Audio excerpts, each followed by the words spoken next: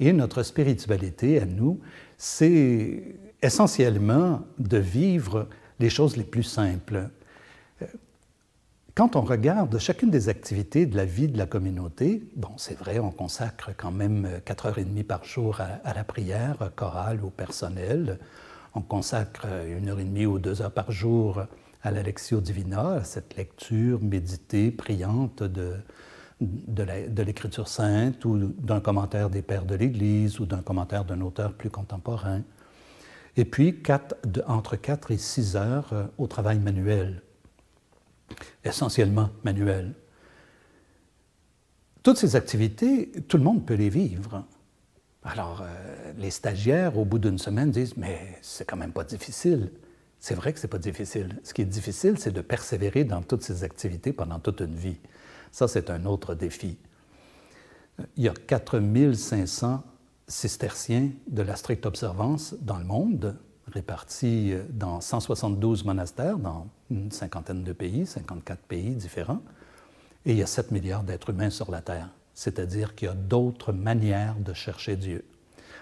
La nôtre, elle se traduit à travers des observances qui sont simples, vraiment pas très compliquées, qui impliquent un travail manuel. Et là, il y a une petite différence avec les bénédictins, à qui on reconnaît plus volontiers le travail intellectuel.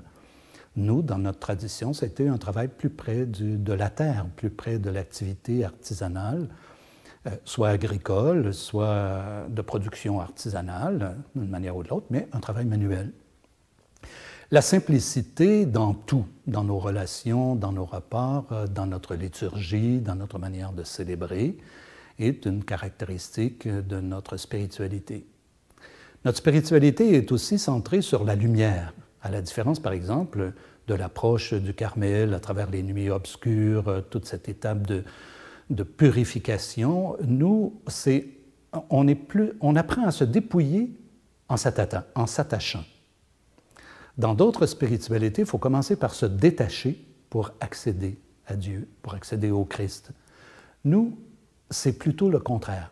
On s'attache. Et plus on s'attache, plus le reste tombe de soi-même comme simplement, naturellement.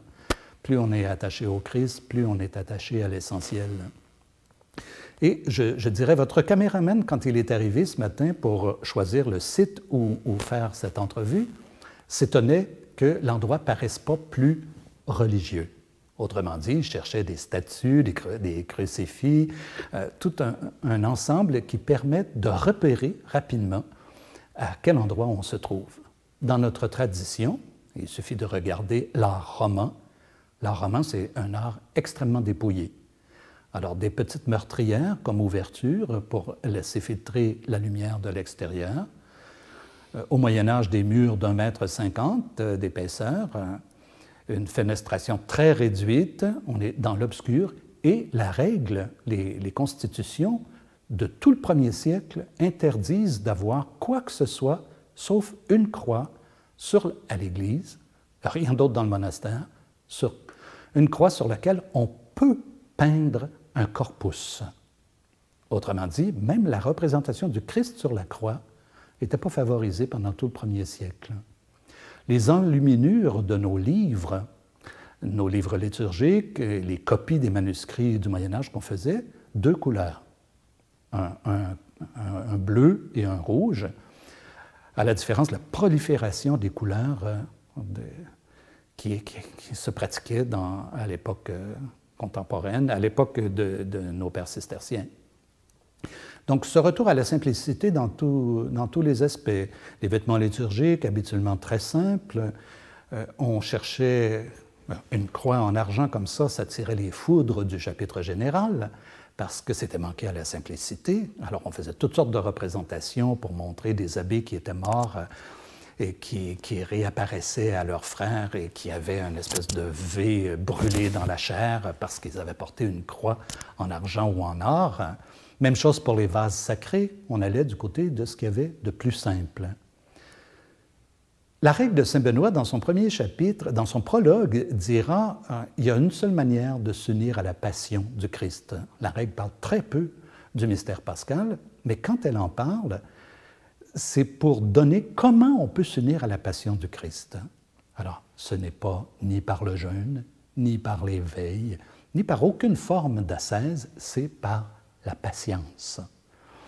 Alors, je dirais, une des caractéristiques de la spiritualité, c'est de trouver cette paix intérieure qui nous permet de vivre avec patience toutes les épreuves quotidiennes de la vie, tout ce qui peut advenir dans la vie d'un être humain, parce que les moines restent des êtres humains, Dieu merci, jusqu'à la fin. Et le dernier chapitre de la règle dit qu'il faut avoir entre nous une extrême patience. Alors, notre spiritualité est une spiritualité de lumière, d'attachement au Christ qui permet tout le reste des renoncements et des dépouillements, et dans le recours, dans la pratique de la patience.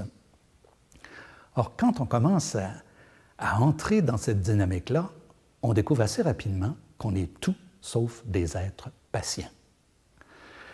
On anticipe toujours le futur, on vit tout le temps par procuration ou par anticipation. Alors, découvrir la lenteur de l'œuvre de Dieu.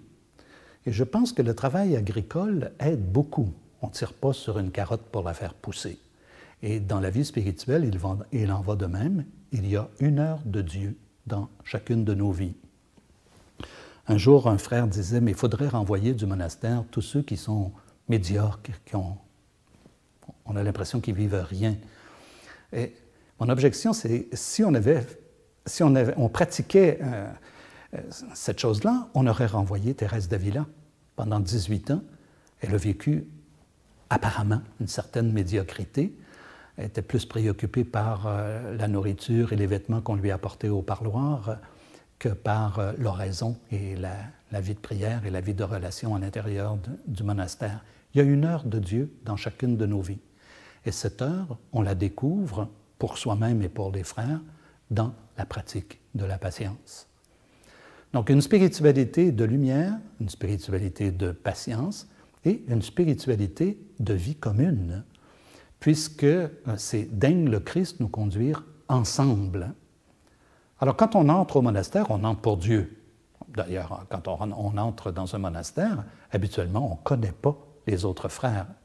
Mais la première chose qu'on découvre, c'est les frères. Donc, il y a tout un apprentissage d'une vie ensemble. Et ensemble, ça veut dire marcher à la même vitesse, puisque tous les votes, par exemple, quand on a fait tout le transfert d'Oka à Saint-Jean-de-Mata, tous les votes ont été pris aux 2/3 des voix. Apprendre à s'écouter et à avancer d'un même pas. Alors, entre le frère qui a 38 ans et le frère qui a 92 ans, des fois, il peut y avoir une différence dans la manière et la vitesse à laquelle on marche physiquement et spirituellement et communautairement. Mais c'est tout cet art qu'on doit arriver à conjuguer. L'autre élément pour éviter de se sortir de ce cadre-là, c'est qu'on s'engage dans la vie monastique par un vœu de stabilité. Les communautés religieuses font habituellement un vœu de chasteté, pauvreté, obéissance. Alors nous, on fait obéissance, conversion de vie, qui comprend la chasteté et la pauvreté, et on fait le vœu de stabilité, c'est-à-dire de durer jusqu'à la mort dans cette communauté-ci. On n'entre pas dans l'ordre, pas dans un pays, pas dans une région, on entre dans un monastère et on s'engage dans cette communauté-là. Et c'est dans cette communauté qu'on va pratiquer l'art spirituel, c'est-à-dire la conversion de vie, et qu'on va pratiquer tout le cheminement spirituel, qu'on va vivre toute notre suite de Dieu. On s'engage publiquement à le faire jusqu'à la mort.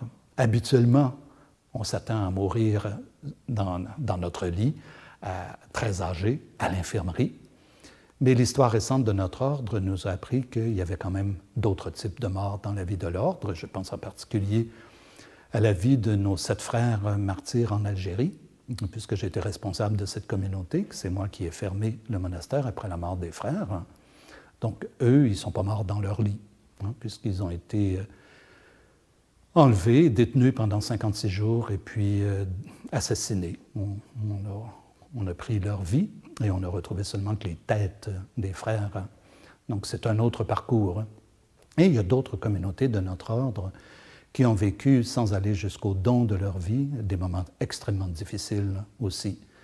Les communautés du lac Kivu, dans la région de Goma, encore aujourd'hui, nos sœurs d'Alep, en Syrie, actuellement, dans tout ce qui se vit en Syrie, nos sœurs et nos frères d'Angola. Donc, il y a plusieurs communautés qui ont appris à vivre autre chose que de mourir dans leur lit et de vivre dans la quiétude d'un monastère. Ils ont appris à partager les souffrances, la douleur de leur Église et de leur peuple. Notre spiritualité nous prépare, par le vœu de stabilité, à cet engagement auprès d'un peuple et d'une Église jusqu'à la fin, puisqu'on choisit de toujours demeurer dans le même lieu. Mais si, à la suite de cette entrevue, ou en prenant contact, en voyant les images du monastère, en voyant notre engagement dans la région, dans l'Église et dans notre peuple, le peuple qui nous entoure, tu te sens attiré par le monastère, par la communauté qui vit ici, l'Évangile, les béatitudes et la suite du Christ, viens.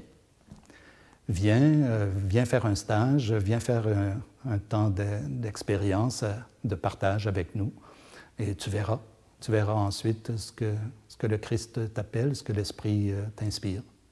Plus tu vas t'attacher au Christ, plus le reste va se mettre en place de lui-même.